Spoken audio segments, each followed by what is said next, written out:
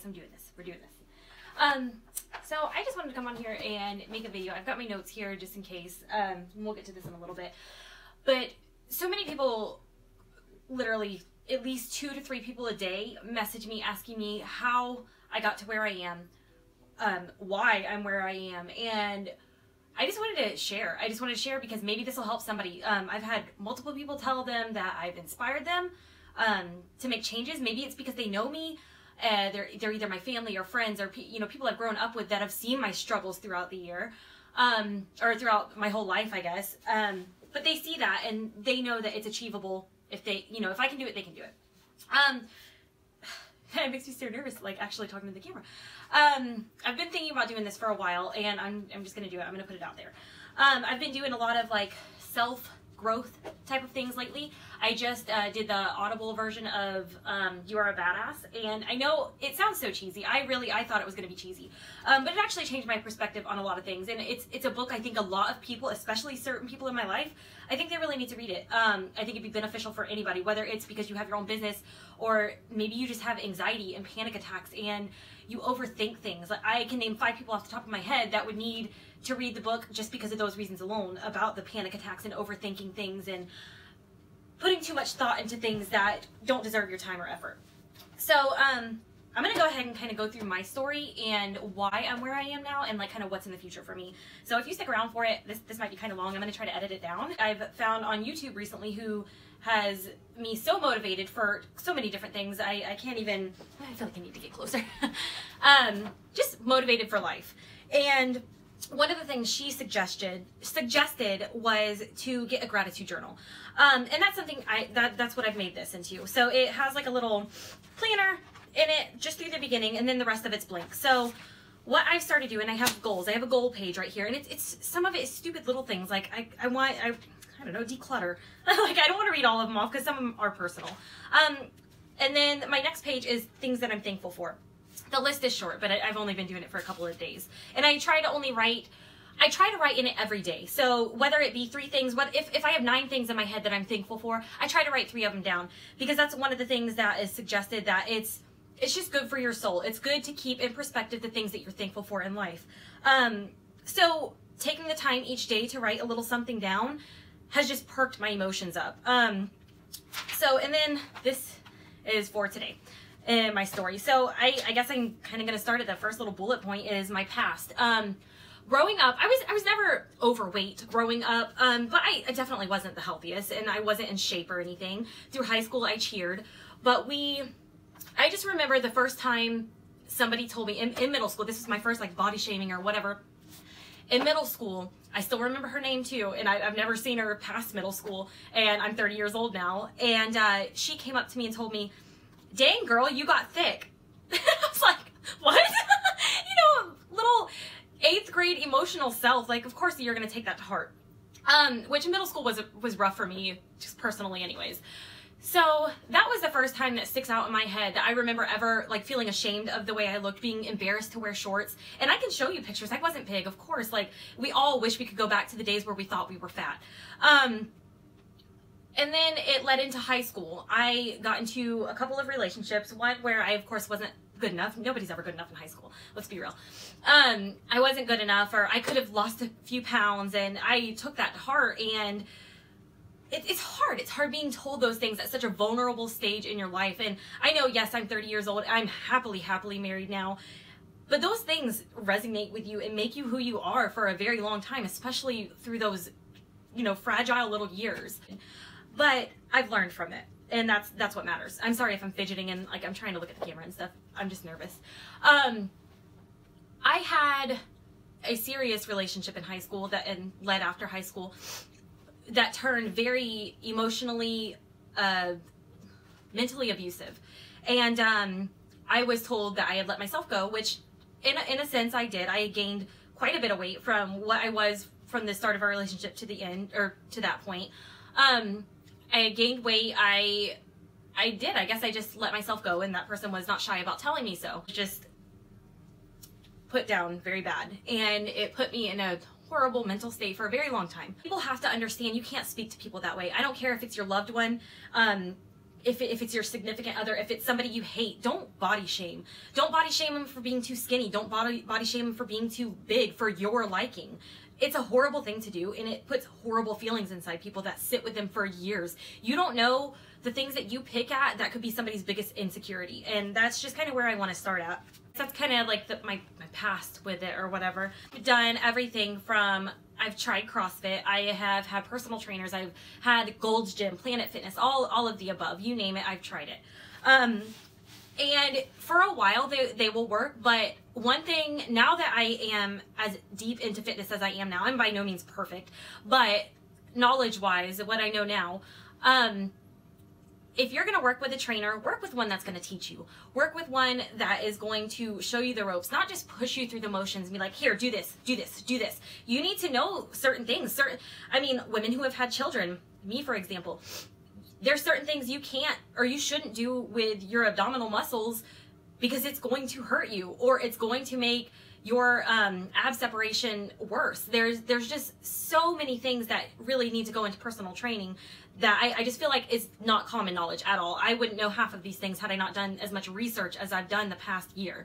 So just be very selective with your personal trainers. I'll make another video about that, but the thing that finally worked for me and kind of like what my last straw was, what worked for me, and like I guess my true starting point, as I said, I've been through all the different classes, all the different, I've gone vegan for a while. I've tried everything. And whereas veganism worked, but I don't think I was doing it right. I definitely wasn't getting enough protein. I was just not doing it right at all. And I think it's wonderful for, if that's a lifestyle that works for you, I think that's great. But regardless, my final straw was my husband deployed, and we're in Alaska now. My family is in Florida. I went home, and when I came back here, of course, it was the time of the year where you only have a very, very small window of daylight. So it's depressing. I mean, everybody here is vitamin D deficient. Like, it's not a fun time to do alone when you already have enough going on. I have 3 kids. So the final straw for me, what made me kind of get my act together, was my husband being deployed.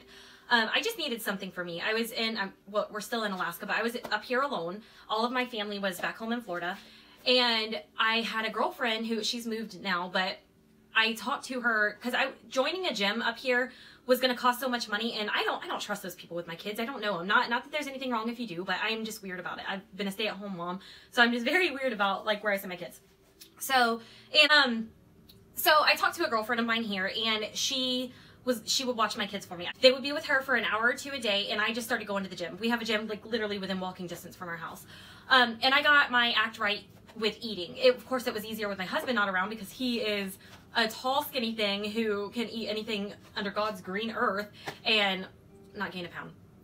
So it was easier without him here to keep that in check. Not that that's an excuse, but that was my excuse at the time. So I got all that straightened out, and I started losing weight. I was 195 when I started, and the first 20 or so pounds, they came off, and I was feeling really good, and I thought I was doing great, and I thought I was looking good, and I was, of course. I mean, I had lost like about 20 pounds or so at this time, and I was doing good. My girlfriend took a picture of me, and I have searched high and low to find this picture, and I can't find it. I can't find this picture. If I do, I'll insert it in the video. And I just saw everything come back to life. Like what motivated me in the first place, what discouraged me in the first place. I saw a double chin. I saw a stomach. I was just disgusted. And it was not disgusted. It was just heartbreaking because I thought I was doing so good, and then this photo that she captured was just awful. And I can't blame it on a bad angle. I can't blame it on a camera. Like, it's not a camera adds 10 pounds thing. Like, it was bad. It was hard for me to see because you look at yourself in the mirror and you don't see that. You don't see those things. You don't see those bad angles. So I got my act together even more, and I was going to the gym 4 days a week. Like, no questions asked, I went. Some weeks it was 5 days a week. Well, come time for my husband to come home, I was still at that, I think, like 20-pound mark. He came home, and I still kept going to the gym. And these last, I'd say like 2 months, really, somewhere around there, those last like 20 to 15 pounds have just fallen off. And I mean, I'm eating in a calorie deficit. I work out. I do mostly weightlifting. It's 4 to 5 times a week. The 5th day a week is usually either like a light cardio day, what's it called, lifts, or foam rolling. I recently found something called a glide fit class that I started that I really, really like. It's like paddleboarding, but you work out on the paddleboards. So anyways, that's what has worked for me. One thing, going through YouTube videos like I have, and it's such a good resource out there. Of course, there's people with like shit information. Like you need good information. One of my favorites to follow, and I just completely like delved in deep to his YouTube channel, is Athlean X. His amazing information. He has the best information out there. I feel like he gears it more towards men, but anybody can take the information, listen, and you know, take it hard. There's so many Instagrams that I can lead you to, or if you had questions, I could give you some. I don't know. There's just so much information out there. People ask me all the time, how do you stay motivated? I don't. There's days where I do not want to go to the gym, and I feel like you see that in every single video that I've seen, that people talk about like their story, or what helps them get through, or their motivation and stuff. You're not motivated all the time. Are you kidding me? Like, do you want to clean your house all the time? No, but you do it anyways because you don't want to live in a pigsty. So that's a tough one. You just have to keep your goals in mind. I have a picture in my mind of what I want to look like, and I'm not going to stop until I get there. I've recently been approached to become a Beachbody coach. I'm still like teetering on it. I don't know. I want to help people. I want to motivate people. I want to pep people up. I want to show people like the people you see on YouTube, they're real people too. Like, yes, there's so many Instagram model-esque type people out there, but there's real people too, and real situations. And whether they went from skinny to strong, or huge to strong and fit and whatever, everybody has a story. And that's what you can't forget. You have to remember, this is your story. What is important to you? Is it that you can run a mile without stopping? Is it that you can lift weights? What are your goals? Mine were, you know, to be able to run with my kids and play with my kids and dance with my kids. That's what got me through my husband's deployment. We had dance parties all the time. We just had our own little routine. And the more I worked out, the more I was able to not get winded, as silly as it sounds, dancing around my living room with my kids. You know, it's little things like that keep you going. And there's so many pessimists out there, and people that are like, oh, well, I just don't want to. Well, okay, then don't complain about where you are in life. If you really truly want to, you will. We have all been there. I've gotten to points because I've yo-yoed with working out for the past, since I've had kids, so for the past 5 or 6 years. And, you know, you get to a point to where you're like, oh, I'm hitting a plateau, or I am not seeing progress, or, you know, why can't this be easy? Well, it's not easy. You didn't get overweight overnight, and it's not going to come off overnight. It's just not going to. Get your eating right. If there's one thing I can stress more than anything, is get your eating right. Find a fun class. Like, you don't have to go weightlifting. That's my love. That's my passion. I love weightlifting. I really like this glide fit class, and I don't like classes. This is fun though. Find something that you like to do, that you want to do. What is going to keep you motivated? What are you going to look forward to? Make a habit out of it. Having the habit and knowing, like, okay, Monday, Tuesday, I go to the gym. Wednesdays are for glide fit or foam rolling or whatever it may be. Thursday and Friday, I go to the gym. Like, that's me. That is my thing. And it's not going to change. Like, I have if people want to go out for dinner, I have no social life. I'm not going to change that for those little things. Like, this is my thing. Just like if you have a job, you can't change that job because you want to go do something else. Like, make it a habit. Make it something that you can't break. Like, you're going to go do no matter what. Keep you in mind. You of importance. Don't compare yourself to other people and other people's journeys. That's their life. That's their walk. Like, what they've done. Don't compare yours to theirs. I struggled with that for a very long time.